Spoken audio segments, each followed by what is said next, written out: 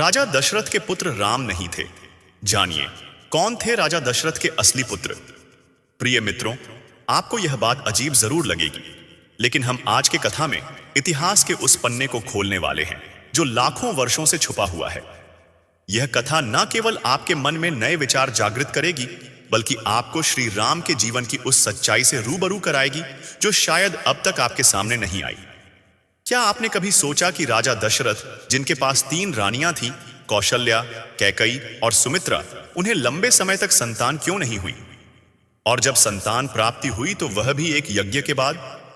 क्या यह केवल एक धार्मिक कथा है या इसके पीछे कोई गहरा रहस्य छिपा है? आज हम उस रहस्य का पर्दा उठाएंगे और जानेंगे कि क्या श्री राम वास्तव में राजा दशरथ के जैविक पुत्र थे या इसके पीछे कोई बड़ा सत्य दबा हुआ है। साथ ही हम श्री राम की उन 3 अनमोल सीखों को भी जानेंगे जो हर मनुष्य के जीवन को सुखमय और सार्थक बना सकती हैं। तो इस कथा को पूरे भक्ति भाव और ध्यान से सुने, क्योंकि रामायण की यह कहानी आपके हृदय को छू लेगी। मित्रों, रामायण में स्पष्ट रूप से कहा गया है कि कोई भी कथा अधूरी छोड़ना पाप के समान है। इसलिए इस कथा को अंत तक सुने, और अगर आप सनातन धर्म के प्रेमी हैं तो कमेंट में जय श्री राम लिख दीजिए। तो चलिए अब इस रहस्यमयी कथा की शुरुआत करते हैं। एक घने जंगल में एक विशाल पेड़ की ऊंची टहनी पर एक कौवा अपने बच्चों के साथ रहता था। कौवा अपने बच्चों से बहुत प्रेम करता था। एक दिन कौवा के बच्चे कौवा के साथ घूमते हुए कहीं जा रहे थे। तभी उन्होंने देखा कि एक स्थान पर एक स्त्री और पुरुष बैठे हुए थे, जिनकी हालत बहुत ही दयनीय थी। दरअसल वे दोनों कौड़ी हो चुके थे। उनके शरीर में जगह जगह जख्म बने हुए थे।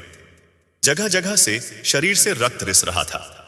भयंकर पीड़ा की वेदना से वे दोनों करा रहे थे। उनके पास कोई भी व्यक्ति आता जाता नहीं था। वे एक रास्ते के किनारे बैठे हुए थे, ना जाने किस कर्म का पाप भोग रहे थे। मित्रों, उन दोनों के ऊपर कौवा के बच्चों की दृष्टि पड़ गई। कौवा के बच्चों ने जब उन दोनों के शरीर से रिसता हुआ रक्त और मांस देखा तो वे अपने पिता कौवा से कहते हैं, पिताजी, हमने आज तक सिर्फ जानवरों का ही मांस खाया है। हमने कभी इंसान का मांस नहीं खाया है। हमारी इच्छा है कि आज आप हमें इंसान का मांस खिलाएं। सामने घायल अवस्था में 2 स्त्री पुरुष नजर आ रहे हैं। आप हमें इन्हीं का मांस खाने की आज्ञा दें।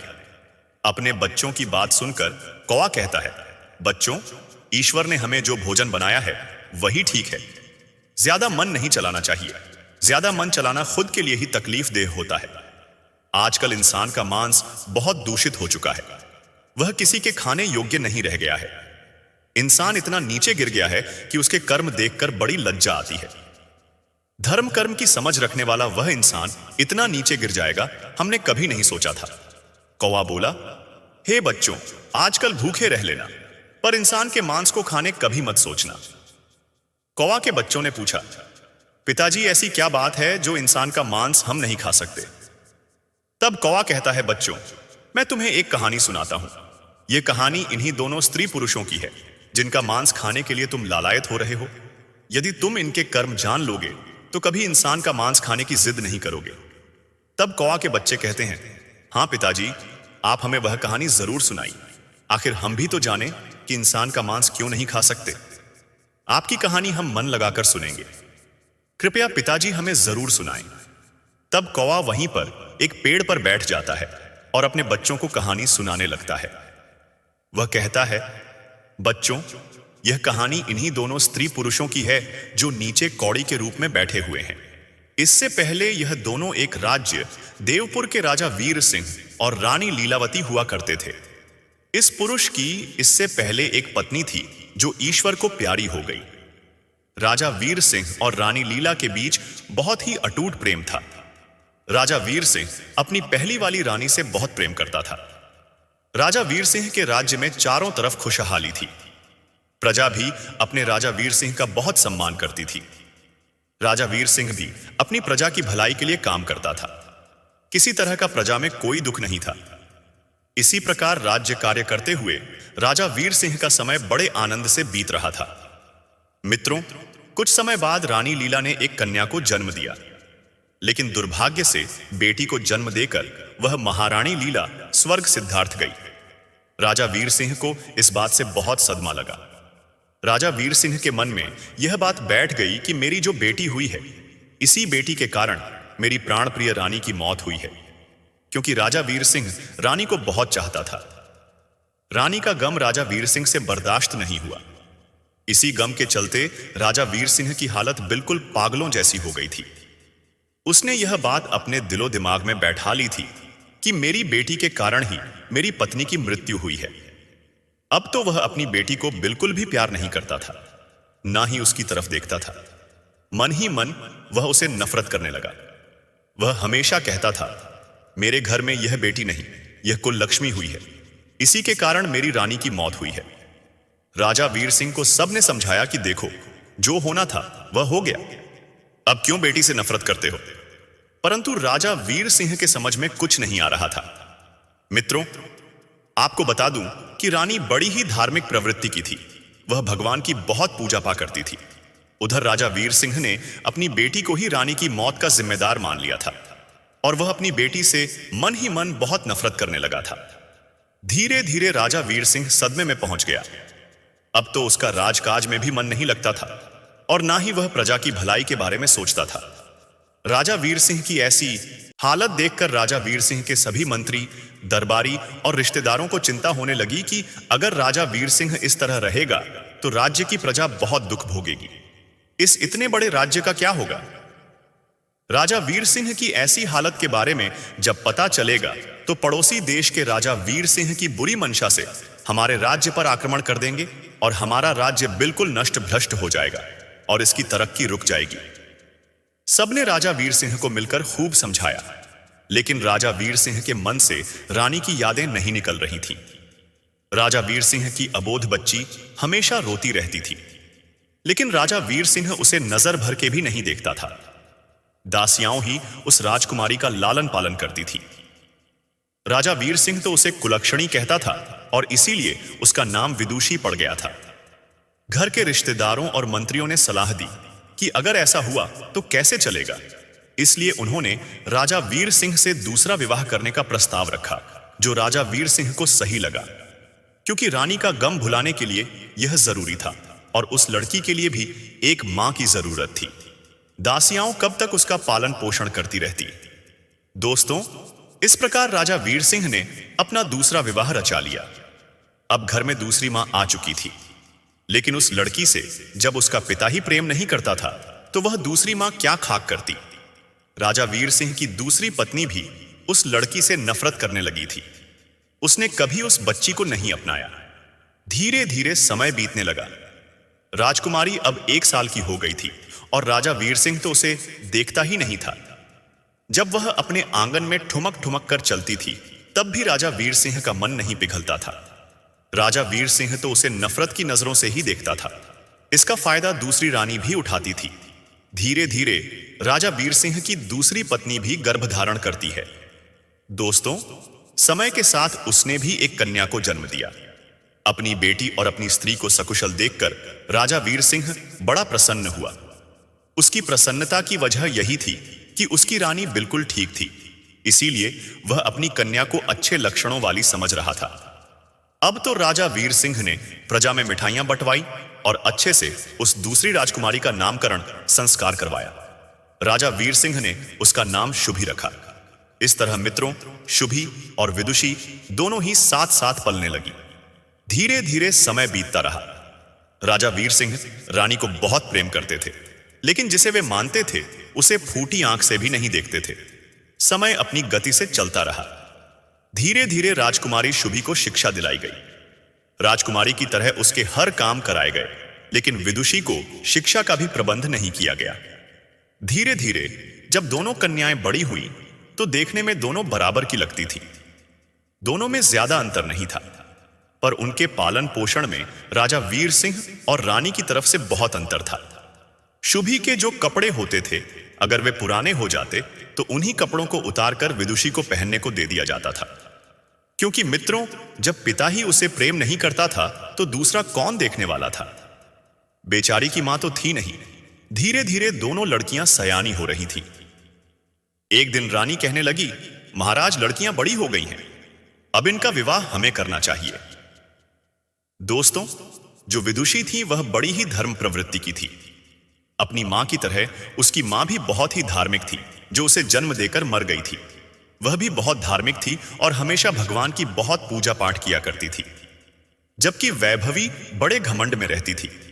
उसे यह घमंड था कि वह राजकुमारी है, उसके पास मां और पिता दोनों का प्यार है। लेकिन बेचारी विदुषी को माता पिता का प्रेम नहीं मिलता था। विदुषी कुछ ज्यादा ही समझदार थी। उसकी सौतेली मां कुछ भी कहती, चाहे उसकी बहन कुछ भी कहती रहती, वह चुपचाप सुन लिया करती थी।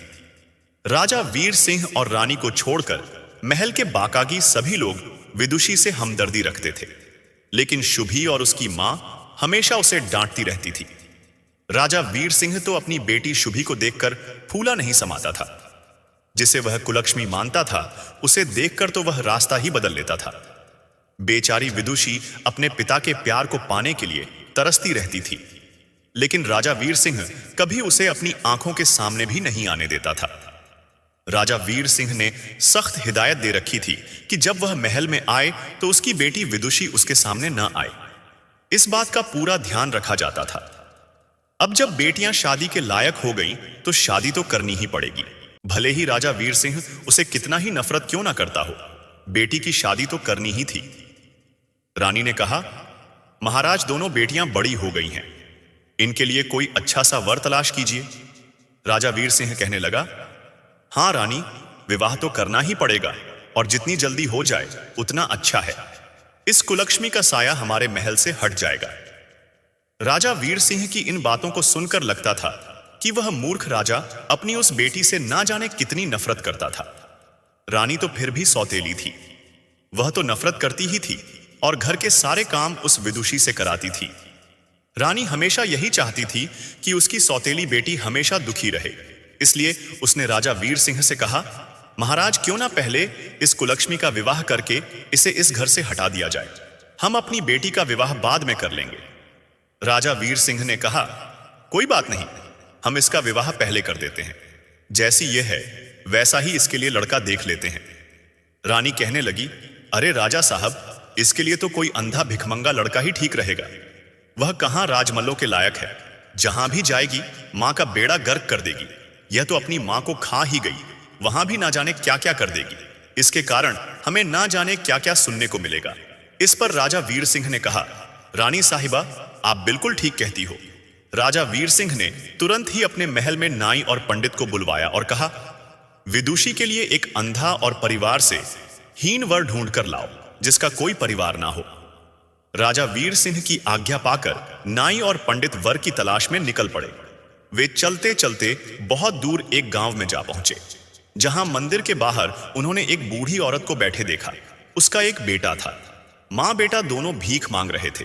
बेटा अंधा था और घर के नाम पर एक टूटी फूटी घास फूस की झोपड़ी पड़ी हुई थी। नाई और पंडित उसे देखकर बहुत खुश हो गए, क्योंकि कई दिनों से उन्हें वैसा वर नहीं मिल रहा था जैसा राजा वीर सिंह चाहता था। नाई और पंडित भिखारिन के पास गए और उससे कहा, माई, हम तेरे बेटे के लिए एक बहुत अच्छा रिश्ता लेकर आए हैं। यह सुनकर भिखारिन पहले तो हंसी और फिर कहने लगी, क्यों भैया, क्यों मुझ भिखारिन का मजाक उड़ा रहे हो? भला मेरे अंधे बेटे से कौन विवाह करेगा? तब नाई ने कहा, अरे नहीं, वास्तव में हम आपके बेटे के लिए एक बहुत अच्छा रिश्ता लेकर आए हैं, और वह भी राजमहल से। यह सुनकर भिखारिन को विश्वास नहीं हुआ, लेकिन जब उसे राजमहल से नाता जुड़ने की बात पता चली तो वह तुरंत राजी हो गई। नाई और पंडित उस भिखारिन के बेटे के साथ रिश्ता तय कर राजमहल लौट आए और राजा वीर सिंह को पूरी बात बताई। इसके बाद राजा वीर सिंह ने अपनी बेटी विदुषी का विवाह उस अंधे भिखारी से कर दिया और दान दहेज के नाम पर भी उसे कुछ नहीं दिया।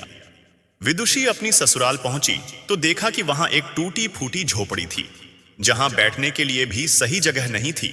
वह भगवान से प्रार्थना करने लगी, हे भगवान, यह मेरी कैसी परीक्षा है। मुझे पति भी मिला तो अंधा। अगर जीवन साथी ठीक होता तो हम दोनों मिलकर कुछ कर लेते। खैर, भगवान जो भी करते हैं अच्छा ही करते हैं। विदुषी ने यह मान लिया कि उसका पति ही उसका परमेश्वर है, और उसने अपने पति और सास की सेवा करना शुरू कर दिया। वह उनके लिए खाना बनाती और सबसे पहले उन्हें खिलाती, फिर खुद खाती। उसने अपने जीवन को भगवान की इच्छा मानकर स्वीकार कर लिया और ससुराल में बड़े प्रेम से रहने लगी। दूसरी तरफ जब काफी समय बीत गया तो रानी ने राजा वीर सिंह से कहा, महाराज, अब तो वह मनहूस लड़की हमारे घर से जा चुकी है। अब हमें उससे छुटकारा मिल चुका है। क्यों ना अब हम अपनी बेटी का किसी अच्छे राजघराने में विवाह कर दें। अब बिना विलंब किए राजा वीर सिंह ने नाई और पंडित को बुलाकर टीका की सामग्री लेकर किसी अच्छे राजकुमार की तलाश में भेज दिया। राजा वीर सिंह ने कहा, पुरोहित जी, हमारी इस बेटी के लिए एक अच्छे राजा का बेटा होना चाहिए, क्योंकि एक अच्छा राजकुमार हो जिसका राज्य बहुत बड़ा हो।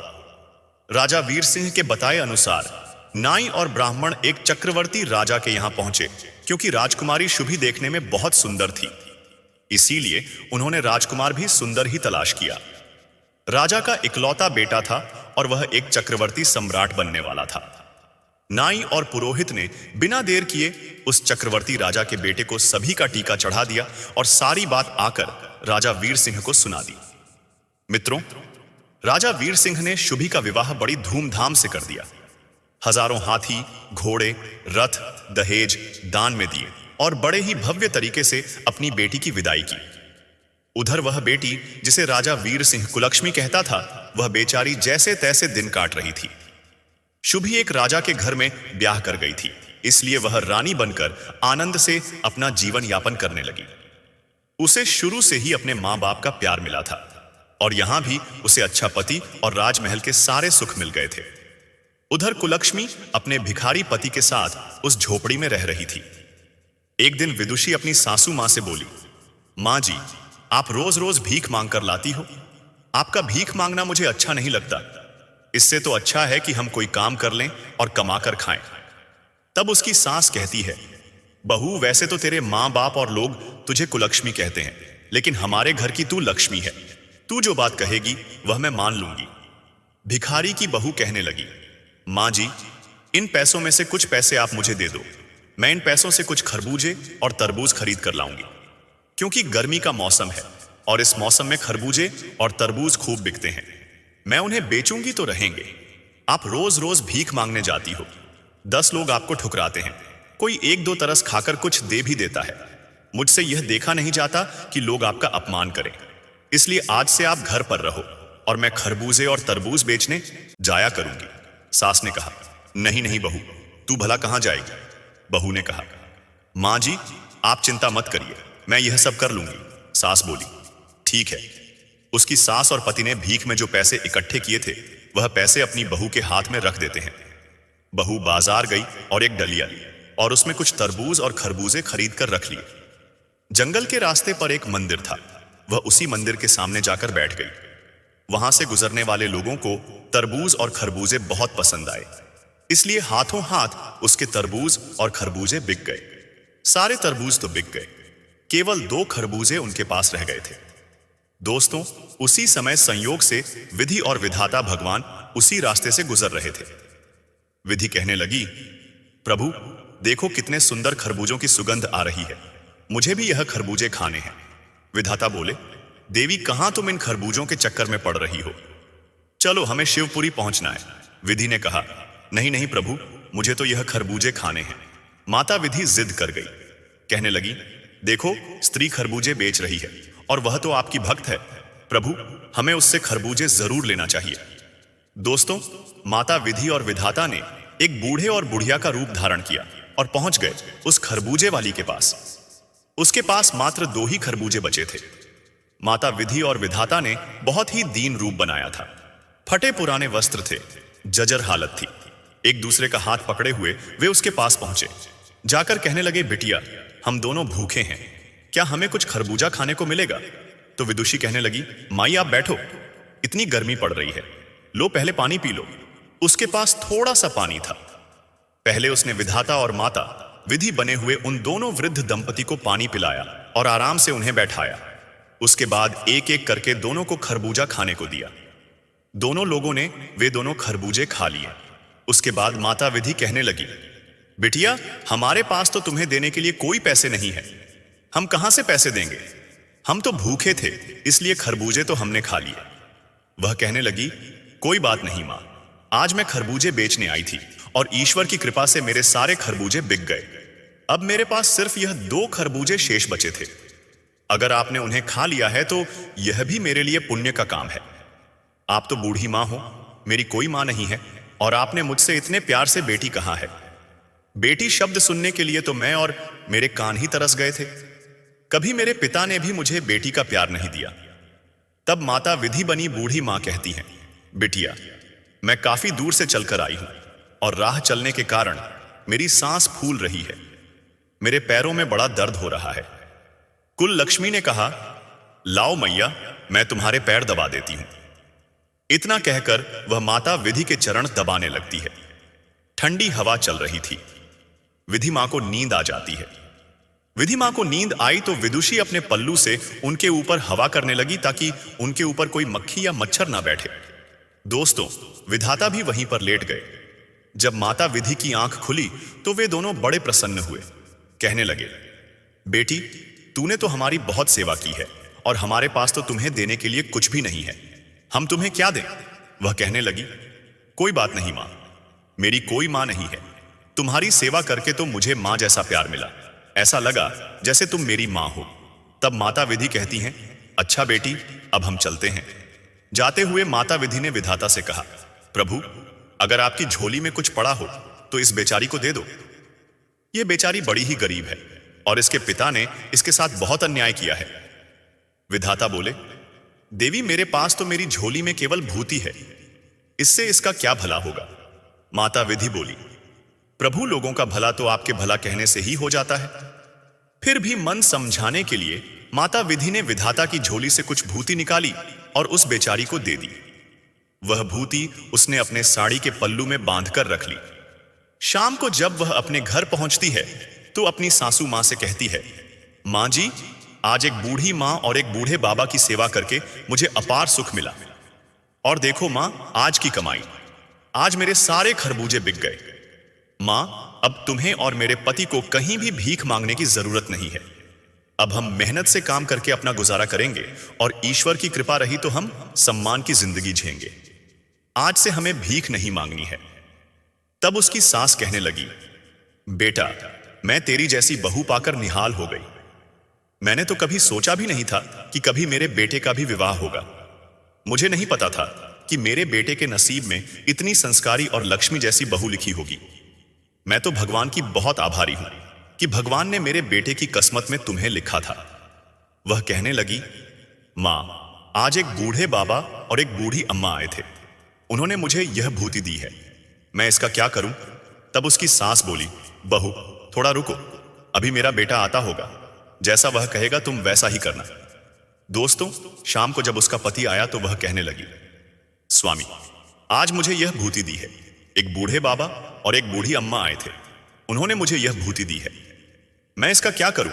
तब उसकी सास बोली, बहू, थोड़ा रुको, अभी मेरा बेटा आता होगा, जैसा वह कहेगा तुम वैसा ही करना।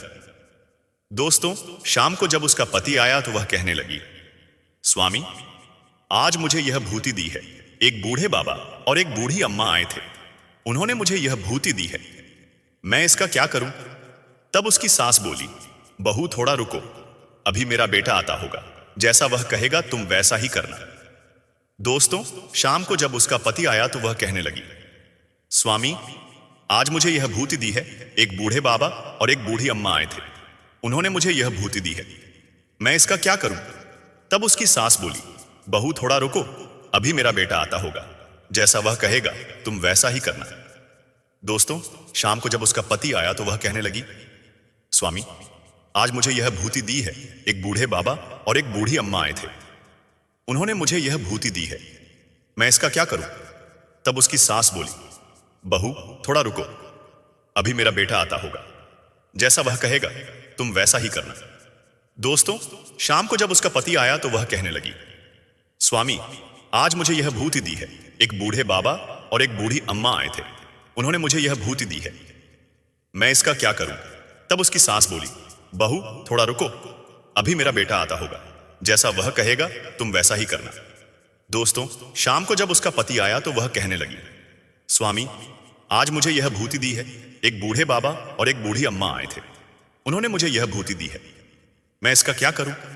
तब उसकी सास बोली, बहू, थोड़ा रुको, अभी मेरा बेटा आता होगा, जैसा वह कहेगा तुम वैसा ही करना। दोस्तों, शाम को जब उसका पति आया तो वह कहने लगी, स्वामी, आज मुझे यह भूति दी है। एक बूढ़े बाबा और एक बूढ़ी अम्मा आए थे। उन्होंने मुझे यह भूति दी है, मैं इसका क्या करूं? तब उसकी सास बोली, बहू, थोड़ा रुको, अभी मेरा बेटा आता होगा, जैसा वह कहेगा तुम वैसा ही करना। दोस्तों, शाम को जब उसका पति आया तो वह कहने लगी, स्वामी, आज मुझे यह भूति दी है। एक बूढ़े बाबा और एक बूढ़ी अम्मा आए थे। उन्होंने मुझे यह भूति दी है, मैं इसका क्या करूं? तब उसकी सास बोली, बहू, थोड़ा रुको, अभी मेरा बेटा आता होगा, जैसा वह कहेगा तुम वैसा ही करना। दोस्तों, शाम को जब उसका पति आया तो वह कहने लगी, स्वामी, आज मुझे यह भूति दी है। एक बूढ़े बाबा और एक बूढ़ी अम्मा आए थे। उन्होंने मुझे यह भूति दी है, मैं इसका क्या करूं? तब उसकी सास बोली, बहू, थोड़ा रुको, अभी मेरा बेटा आता होगा, जैसा वह कहेगा तुम वैसा ही करना। दोस्तों, शाम को जब उसका पति आया तो वह कहने लगी, स्वामी, आज मुझे यह भूति दी है। एक बूढ़े बाबा और एक बूढ़ी अम्मा आए थे। उन्होंने मुझे यह भूति दी है, मैं इसका क्या करूं? तब उसकी सास बोली, बहू, थोड़ा रुको, अभी मेरा बेटा आता होगा, जैसा वह कहेगा तुम वैसा ही करना। दोस्तों, शाम को जब उसका पति आया तो वह कहने लगी, स्वामी, आज मुझे यह भूति दी है। एक बूढ़े बाबा और एक बूढ़ी अम्मा आए थे। उन्होंने मुझे यह भूति दी है, मैं इसका क्या करूं? तब उसकी सास बोली, बहू, थोड़ा रुको, अभी मेरा बेटा आता होगा, जैसा वह कहेगा तुम वैसा ही करना। दोस्तों, शाम को जब उसका पति आया तो वह कहने लगी, स्वामी, आज मुझे यह भूति दी है। एक बूढ़े बाबा और एक बूढ़ी अम्मा आए थे। उन्होंने मुझे यह भूति दी है, मैं इसका क्या करूं? तब उसकी सास बोली, बहू, थोड़ा रुको, अभी मेरा बेटा आता होगा, जैसा वह कहेगा तुम वैसा ही करना। दोस्तों, शाम को जब उसका पति आया तो वह कहने लगी, स्वामी, आज मुझे यह भूति दी है। एक बूढ़े बाबा और एक बूढ़ी अम्मा आए थे। उन्होंने मुझे यह भूति दी है, मैं इसका क्या करूं? तब उसकी सास बोली, बहू, थोड़ा रुको, अभी मेरा बेटा आता होगा, जैसा वह कहेगा तुम वैसा ही करना। दोस्तों, शाम को जब उसका पति आया तो वह कहने लगी, स्वामी, आज मुझे यह भूति दी है। एक बूढ़े बाबा और एक बूढ़ी अम्मा आए थे। उन्होंने मुझे यह भूति दी है, मैं इसका क्या करूं? तब उसकी सास बोली, बहू, थोड़ा रुको, अभी मेरा बेटा आता होगा, जैसा वह कहेगा तुम वैसा ही करना। दोस्तों, शाम को जब उसका पति आया तो वह कहने लगी, स्वामी, आज मुझे यह भूति दी है। एक बूढ़े बाबा और एक बूढ़ी अम्मा आए थे। उन्होंने मुझे यह भूति दी है, मैं इसका क्या करूं? तब उसकी सास बोली, बहू, थोड़ा रुको, अभी मेरा बेटा आता होगा, जैसा वह कहेगा तुम वैसा ही करना। दोस्तों, शाम को जब उसका पति आया तो वह कहने लगी, स्वामी, आज मुझे यह भूति दी है। एक बूढ़े बाबा और एक बूढ़ी अम्मा आए थे। उन्होंने मुझे यह भूति दी है, मैं इसका क्या करूं? तब उसकी सास बोली, बहू, थोड़ा रू माने, मैं इसका क्या करूं? तब उसका पति कहने लगा, एक काम करो, घर के चारों कोनों में इसे छिड़क दो और जो बचे उसे संदूक में रख दो और थोड़ा बहुत भूति हमारे जो तुलसी का गमला है उसमें रख दो। वह कहने लगी, ठीक है, मैं ऐसा ही करूंगी। अब तो उस लक्ष्मी ने उस भूति को अपने घर के चारों कोनों में बिखेर दिया। थोड़ी भूति संदूक में रख दी और रात को खाना बनाया। खाना खाकर अपनी सासू मां को खिलाया, अपने पति को खिलाया, फिर खुद खाकर घर की साफ सफाई करके सो गई। सुबह उठती है तो क्या देखती है कि उसकी झोपड़ी की जगह तो बहुत ही सुंदर महल बन गया है। चारों कोनों पर हीरे मोती चमक रहे हैं, धन के अंबार लगे हुए हैं और अनगिनत धन से घर भरा हुआ है। यह देखकर तो उसे बड़ा अचंभा हुआ। वह दौड़ी दौड़ी अपनी सास के पास जाती है और कहती है, मां जी उठिए, देखो क्या चमत्कार हो गया। उसकी सासू मां की आंख खुली तो उसने देखा कि उसका घर तो पहचानने में नहीं आ रहा है। वह कहने लगी, अरे बहू, क्या हम तेरे मायके में आ गए हैं? आज तक तो तेरे पिता ने कभी इधर मुड़कर भी नहीं देखा, लेकिन मैं तो सोई हुई थी।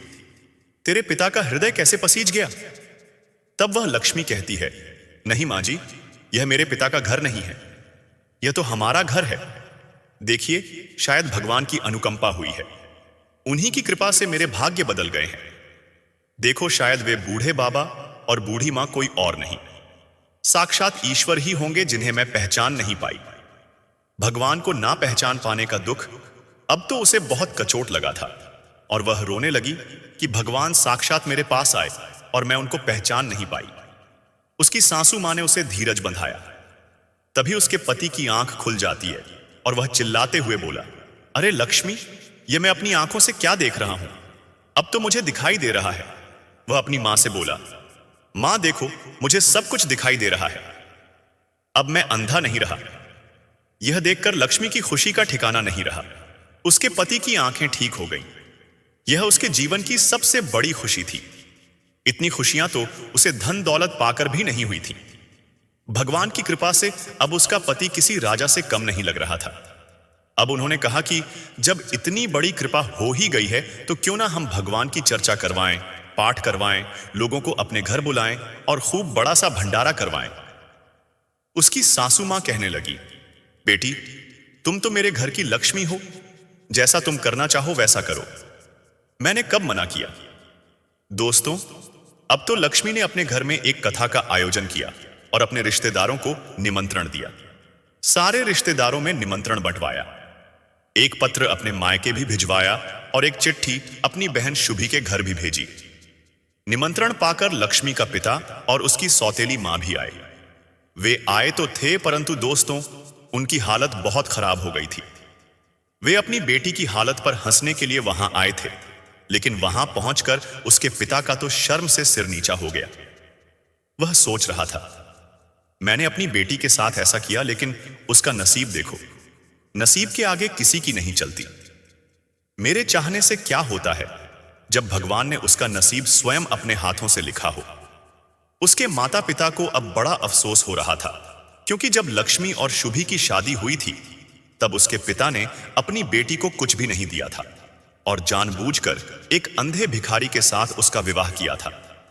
इसी पाप के कारण उसका पिता और सौतेली मां दोनों लोग कोढ़ी हो गए थे। बहुत उपचार करने के बाद भी वे ठीक नहीं हुए थे। उनका राज्यपाठ धूमिल होता जा रहा था। प्रजा में राजा के प्रति रोष पैदा हो गया था, क्योंकि जब राजा ही राज करने वाला मजबूत ना हो तो राज्य तो गरीब हो ही जाएगा। उसके राज्य में घुसपैठ होने लगी थी। उसका पिता एक नाम मात्र का राजा रह गया था। दोस्तों, जब उसकी बहन शुभी आई और तो पहले से ही घमंडी थी। वह पहले ही विदुषी को बात बात पर ताने मारती थी। जब वह आई तो उसने अपनी बहन की शान शौकत देखकर उसकी आंखें फटी की फटी रह गई। वह सोचने लगी, मैं एक चक्रवर्ती सम्राट की पत्नी हूं, मेरे पास इतने बड़े राज्य का मालिक है, लेकिन यह महल और इसके सुख साधन तो मुझसे भी कहीं ज्यादा अधिक है। अपनी बहन का वैभव देखकर वह बहुत बेचैन होने लगी और कहने लगी, विदुषी, तुझे यह कहां से मिला, कैसे मिला? तब विदुषी ने सारी बातें अपनी बहन को बताई। यह सुनकर और भी ज्यादा बौखला गई। शुभी के मन में फिर से लालच आ गया। वह किसी भी कीमत पर अपनी बहन को नीचा दिखाना चाहती थी।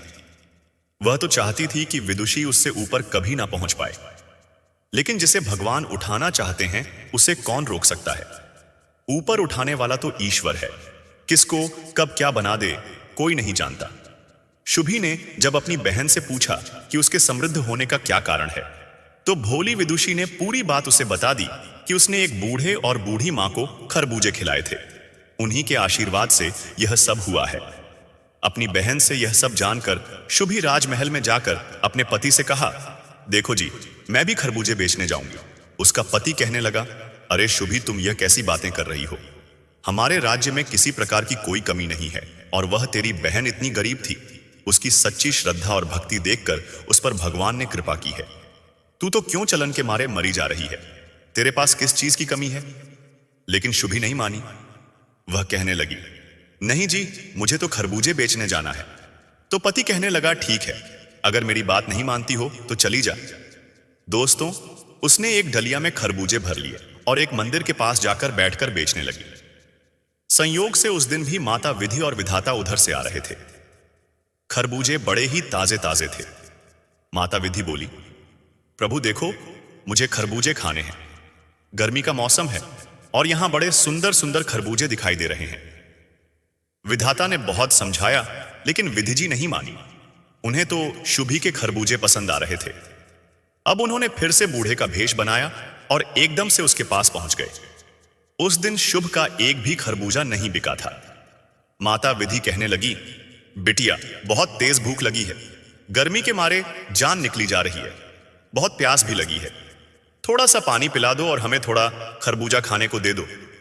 तो वैभवी कहने लगी, अरे हटो यहां से, वैसे भी सुबह से बोनी तक नहीं हुई है, कहां से भिखारी चले आए मांगने के लिए। अब विधि और विधाता एक दूसरे की तरफ देखकर मन ही मन मुस्कुरा उठे और वहीं बैठ गए। शुभी डंडा उठाकर कहने लगी, हटो यहां से, तुम लोग कितने गंदे हो, मैं यहां खरबूजे बेचने आई हूं, तुम्हें देखकर कोई मुझसे खरबूजे खरीदने भी नहीं आएगा। अभी तक मेरा एक भी खरबूजा नहीं बिका है, और जब भगवान आएंगे तो मैं उन्हें कैसे खरबूजा खिलाऊंगी। तुम लोग पीछे हटो। दोस्तों, शुभी ने उन्हें एक भी खरबूजा नहीं दिया। सुबह से शाम हो गई, लेकिन विधि और विधाता वहां नहीं आए। वह उठकर चलने लगी और कहने लगी, अब मैं जा रही हूं। जब भगवान साक्षात नहीं आए, उसने उस बुढ़िया से ही कहा, हे बूढ़ी मां, आप ही मुझे थोड़ी सी भूति दे दो। तो माता विधि विधाता से कहने लगी, हे प्रभु, इसे थोड़ी सी भूति दे दीजिए। विधाता ने अपने झोले में हाथ डाला और शुभी को थोड़ी भूति निकालकर दे दी। वैभवी खुशी खुशी अपने घर आई और अपने पति से बोली, देखो जी, मैं भूति ले आई हूं, अब इसका क्या करना है। इतना कहकर उसने वह सारी भूति अपने घर में छिटक दी और थोड़ी सी तुलसी के गमले में डाल दी। शाम को खाना खाकर सो गई। पहले तो उसे सारी रात नींद नहीं आई, और जब सुबह वह सोकर उठी तो उसने सोचा था कि घर में सुबह हीरे मोतियों के अंबार लगे मिलेंगे। सोच सच कर वह बड़ी खुश हो रही थी। लेकिन जैसे ही सुबह उठी तो क्या देखती है कि उसके महल की जगह एक झोपड़ी बन गई है और जगह जगह कीड़े मकोड़े भिन भिना रहे थे। अब तो शुभी मुंह पकड़कर रोने लगी और कहने लगी, हे भगवान। अब वह गाली ग्लोज करने लगी और अपनी बहन को गाली देने लगी कि इसने यह क्या करवा दिया। अब उसका पति उसे समझाने लगा, देखो शुभी, तुमने जो लालच में आकर यह सब किया है, इसीलिए तुम्हारे साथ ऐसा हुआ है। तुम्हारी बहन दिल की बहुत अच्छी है, भगवान ने उसकी भक्ति देखकर उस पर कृपा कर दी, लेकिन तुम लालच में थी और अपने पास जो था उसे भी गंवा दिया। जो अपने पास होता है उसी में संतोष करना चाहिए। उसके पति ने उसे खूब समझाया, लेकिन वैभवी अपनी बहन लक्ष्मी को कोसने लगी। वह कहने लगी, लगता है मेरी उस बहन की छाया मुझ पर और मेरे घर पर पड़ गई है, इसलिए हमारे साथ ऐसा हुआ है। उसके पति ने उसे बहुत डांटा और कहा, तुम अभी भी सुधर जाओ। जब यह खबर उसके मायके में पहुंची तो राजा और रानी जो कोड़ी हो गए थे, वे उसे देखने के लिए आए। अपने माता पिता की ऐसी हालत देखकर शुभी कहने लगी, अरे दूर हटो, तुम मेरे घर के अंदर मत आना। ऐसे माँ बाप की मुझे जरूरत नहीं है जो इतने गंदे हो, जो कुष्ठ रोग से पीड़ित हो। मैं ऐसे माँ बाप को नहीं रख सकती, ना ही उनकी सेवा कर पाऊंगी। मुझसे दूर रहो। दोस्तों, उसके माता पिता अपनी बेटी के दुख में दुखी होने के लिए आए थे, लेकिन उसकी बेटी ने उन्हें डांट फटकार कर भगा दिया। और जब यह बात शुभी को पता चली कि उसके माता पिता दर दर के भिखारी हो गए हैं और उसकी बहन का राजपाट नष्ट हो गया है, तो शुभी अपने पति के साथ उसे देखने के लिए उसके घर आई। उसने अपना आधा धन देकर अपनी बहन का राजपाट फिर से बसाया और अपने माता पिता को वहां से अपने साथ ले गई। परंतु वे दोनों कौड़ी हो चुके थे। उनके पाप इतने प्रबल थे कि भगवान की प्रार्थना करने पर भी वे दोनों ठीक नहीं हो सकते थे। तब उन्होंने कहा, बेटी, अब हमें अपने किए की सजा भोगनी है, तुम हमें माफ कर दो।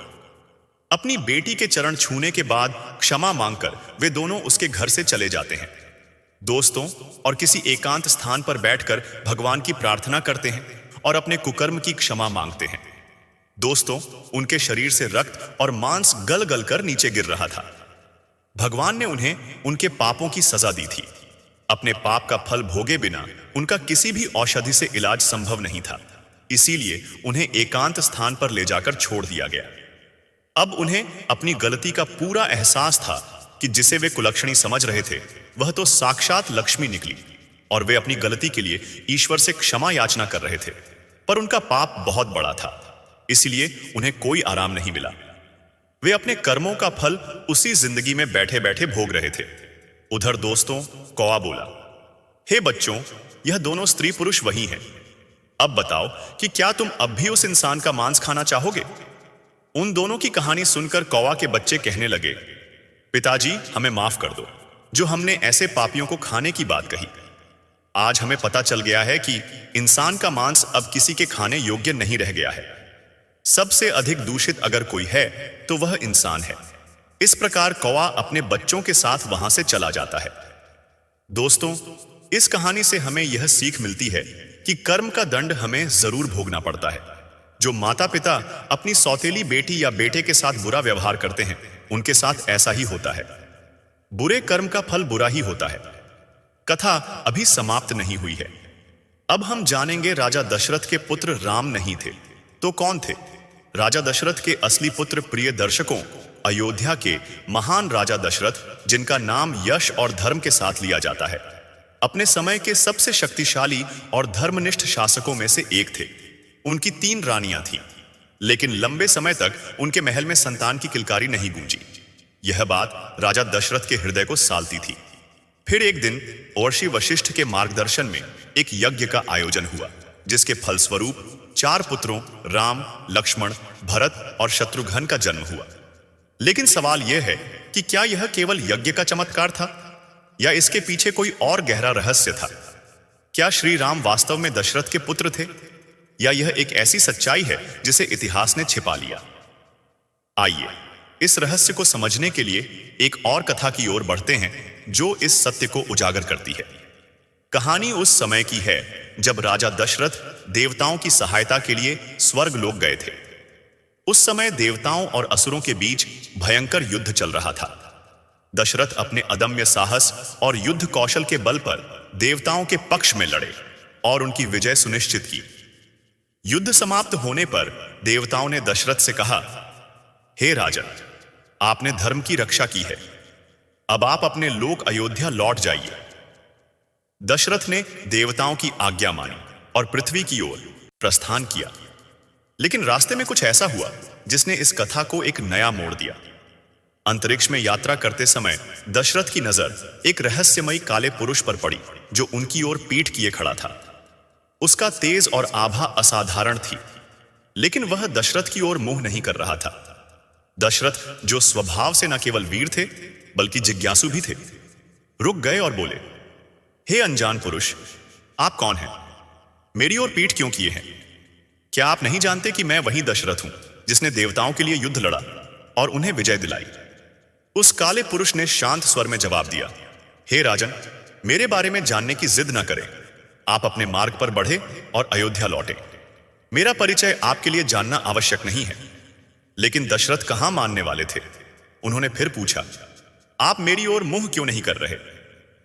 क्या मेरे साथ बात करने में कोई दोष है? उस पुरुष ने फिर समझाया, हे दशरथ, आप धर्मनिष्ठ और पुण्य आत्मा हैं। मैं आपकी ओर इसलिए नहीं देखता क्योंकि मेरी दृष्टि अत्यंत भारी है। यदि मेरी नजर आप पर पड़ गई तो अनर्थ हो सकता है। कृपया मेरी बात माने और अपने पथ पर आगे बढ़े। लेकिन दशरथ की जिज्ञासा और आग्रह कम नहीं हुआ। वे बोले, मुझे कोई भय नहीं, आप अपना परिचय दें। मैं जानना चाहता हूं कि आप कौन हैं। बार बार आग्रह करने पर उस पुरुष ने अंततः कहा, हे राजा, मैं शनिदेव हूं। मेरी दृष्टि इतनी प्रबल है कि यदि मैं आपकी ओर देखूं तो आपके जीवन में विपदा आ सकती है। आपका कल्याण मेरे लिए महत्वपूर्ण है, इसलिए मैं आपसे नजरें नहीं मिला रहा। कृपया अब आगे बढ़े। दशरथ, जो युद्ध में असुरों को परास्त कर चुके थे, इस बात से और दृढ़ हो गए। उन्होंने कहा, हे शनिदेव, मैं आपकी दृष्टि का सामना करने को तैयार हूं। आप मेरी ओर देखें। यदि कुछ अनहोनी होती है तो उसकी जिम्मेदारी मेरी होगी। यह सुनकर शनिदेव ने बार बार मना किया, लेकिन दशरथ का आग्रह नहीं टूटा। अंततः शनिदेव ने अपनी दृष्टि दशरथ पर डाल दी। जैसे ही शनिदेव की दृष्टि दशरथ पर पड़ी, वे तत्काल अचेत हो गए और अपने रथ से अंतरिक्ष में नीचे गिरने लगे। उनकी स्थिति अत्यंत नाजुक थी और ऐसा लग रहा था कि उनका अंत निश्चित था। लेकिन तभी आकाश में विचरण कर रहे गिद्धराज जटायु की नजर उन पर पड़ी। जटायु, जो अपनी विशालता और शक्ति के लिए विख्यात थे, तुरंत दशरथ की ओर बढ़े और अपने मजबूत पंखों से उन्हें थाम लिया। धीरे धीरे उन्होंने दशरथ को सुरक्षित रूप से पृथ्वी पर उतारा। जब दशरथ को होश आया तो उन्होंने अपने सामने जटायु को देखा। भाव विभोर होकर वे बोले, हे गिद्धराज, आपने मेरे प्राण बचाए, आप मेरे रक्षक हैं। मैं आपका यह उपकार कभी नहीं भूलूंगा। जो भी आप मांगेंगे मैं आपको देने का वचन देता हूं।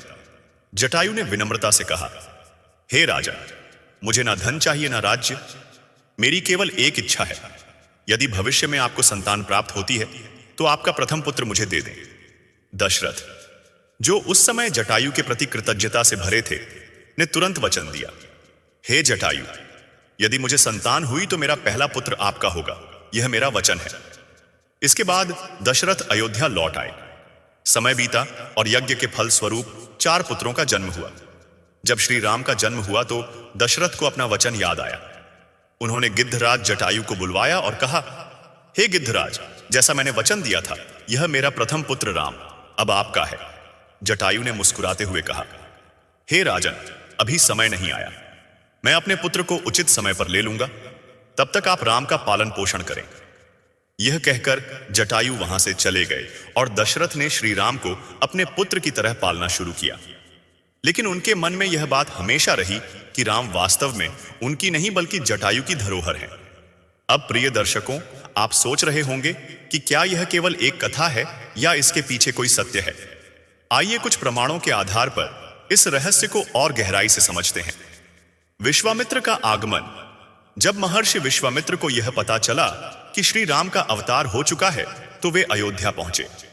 उन्होंने दशरथ से कहा, हे राजन, मुझे आपके प्रथम पुत्र राम की आवश्यकता है। उस समय दशरथ के 4 पुत्र थे, राम, लक्ष्मण, भरत और शत्रुघ्न। लेकिन विश्वामित्र ने केवल राम को मांगा। यह सुनकर दशरथ व्याकुल हो उठे। तुलसीदास जी ने रामचरितमानस में लिखा है, सब सुत मोहि प्राण की नाई, राम देत नहीं बनत गोसाई। अर्थात मेरे लिए सभी पुत्र प्राणों के समान हैं, लेकिन राम को देना मेरे लिए संभव नहीं। सोचिए, यदि सभी पुत्र समान थे तो दशरथ केवल राम को देने में इतना संकोच क्यों कर रहे थे। इसका कारण यही था कि राम जटायु की धरोहर थे। दशरथ जानते थे कि राम उनकी अमानत है और कोई भी ईमानदार व्यक्ति अपनी अमानत को किसी और को नहीं सौंप सकता। दशरथ का दाह संस्कार। जब श्री राम वनवास में थे तब दशरथ का देहांत हो गया। हिंदू परंपरा के अनुसार पिता का दाह संस्कार सबसे बड़े या सबसे छोटे पुत्र को करना चाहिए। उस समय राम वन में थे और सबसे छोटा पुत्र शत्रुघ्न अयोध्या में मौजूद था। लेकिन दाह संस्कार शत्रुघ्न ने नहीं बल्कि भरत ने किया। इसका कारण क्या था? क्योंकि भरत वास्तव में दशरथ के सबसे बड़े जैविक पुत्र थे। राम जो जटायु के वचनबद्ध पुत्र थे, दशरथ की अमानत मात्र थे। जटायु का अंतिम संस्कार। जब वनवास के दौरान रावण द्वारा जटायु का वध हुआ तो उनके अंतिम संस्कार का दायित्व श्री राम ने निभाया। राम ने जटायु को कंधा दिया और उन्हें मुखाग्नि दी। यह एक पुत्र का अपने पिता के प्रति कर्तव्य था। जटायु के कई पुत्र थे, लेकिन अंतिम संस्कार राम ने ही किया, क्योंकि राम जटायु के वचनबद्ध पुत्र थे। यह इस सत्य का सबसे बड़ा प्रमाण है कि राम वास्तव में जटायु के पुत्र थे, जिन्हें दशरथ ने केवल पाला था। अब जैसा कि हमने शुरू में वादा किया था, आइए श्री राम की उन 3 सीखों को जानते हैं जो हर मनुष्य के जीवन को सार्थक बना सकती हैं। पहली, सिख धर्म का पालन। श्री राम ने अपने जीवन में हर कदम पर धर्म का पालन किया, चाहे वह पिता का वचन निभाने के लिए वनवास स्वीकार करना हो या माता सीता की रक्षा के लिए रावण से युद्ध करना। उनकी यह सीख हमें बताती है कि जीवन में कितनी भी कठिनाइयां आए, धर्म के मार्ग से कभी विचलित नहीं होना चाहिए। दूसरी, सिख वचन की शक्ति। राम ने अपने जीवन में हर वचन को पूर्ण किया, चाहे वह दशरथ का कैकई को दिया वचन हो या जटायु के प्रति उनका कर्तव्य। यह हमें सिखाता है कि एक बार जो वचन दे दिया उसे हर हाल में निभाना चाहिए। तीसरी, सिख सेवा और त्याग।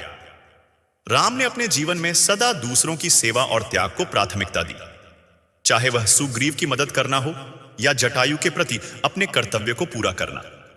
यह हमें सिखाता है कि जीवन में सच्चा सुख दूसरों की भलाई और त्याग में ही है। प्रिय दर्शकों, यह कथा हमें यह सिखाती है कि श्री राम जो मर्यादा पुरुषोत्तम कहलाए, न केवल दशरथ के पालित पुत्र थे बल्कि जटायु की धरोहर भी थे। दशरथ ने उन्हें अपने पुत्र की तरह पाला, लेकिन वचन के कारण राम जटायु के पुत्र थे। यह रहस्य हमें यह भी समझाता है कि सनातन धर्म में वचन और कर्तव्य का कितना महत्व है। अगर आप भी मेरी तरह भगवान श्री राम के सच्चे भक्त हैं तो कमेंट बॉक्स में जय श्री राम जरूर लिखें।